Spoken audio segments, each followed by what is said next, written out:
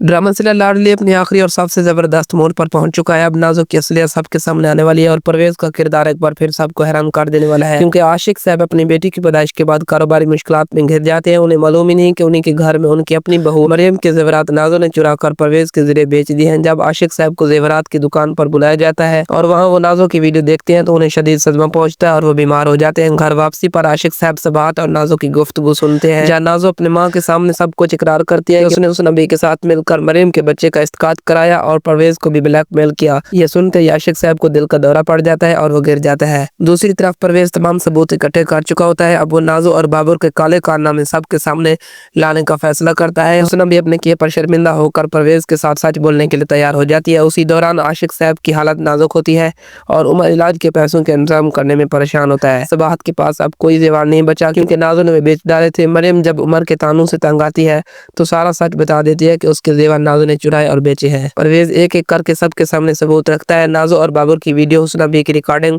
और वो सब वाकयात जिनसे नाज़ो का असल चेहरा जाहिर हो जाता है। अब उमर, सबाहत और बाकी सब नाज़ो से नफरत करने लगते हैं। परवेज की सच्चाई सबके दिल जीत लेती है। उमर मरियम से माफ़ी मांगता है और घर के सब लोग परवेज की इज्जत करने लगते हैं। नाज़ो तनहा रह जाती है, सब उससे मुंह मोड़ लेते हैं।